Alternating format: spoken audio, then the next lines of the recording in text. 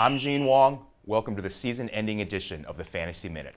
Week 15 was a playoff killer for Aaron Rodgers owners, who watched the MVP candidate have his worst game of the season, completing just 17 of 42 passes for 185 yards, no touchdowns, and 2 interceptions with a passer rating of 34.3. It also didn't help that usually sure-handed wide receiver Jordy Nelson dropped what could have been a 94-yard touchdown. Coming off a much more productive performance is Antonio Brown, this week's player on the rise. Brown had 123 yards on 10 catches in a 27-20 win against the Atlanta Falcons. It was Brown's 4th straight game with at least 91 yards and 8 receptions, and he's added 3 touchdowns in that time. Despite a difficult matchup against Kansas City, Brown remains a must-start as a top 5 wide receiver 1. The Cleveland Browns' Josh Gordon used to be a wide receiver 1, but the NFL's reigning receiving champion has been heading in the wrong direction lately after 48 yards on 3 receptions in a 30-0 loss to the Cincinnati Bengals.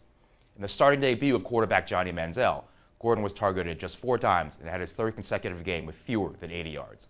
Consider Gordon an extremely risky play against the Carolina Panthers' 12th-ranked pass defense. Moving on to the waiver wire, take a look at Atlanta Falcons wide receiver Harry Douglas, who had his 2nd game in his last 3 with at least 116 yards and a dozen receptions.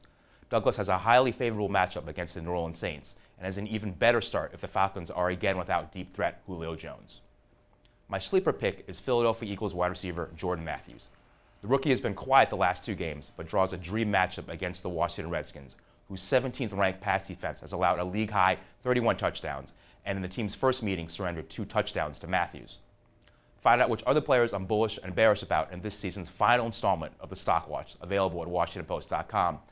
And remember to find me on Twitter for all your fantasy questions. Good luck to all owners playing in championship games, and I'll see you next season on the Fantasy Minute.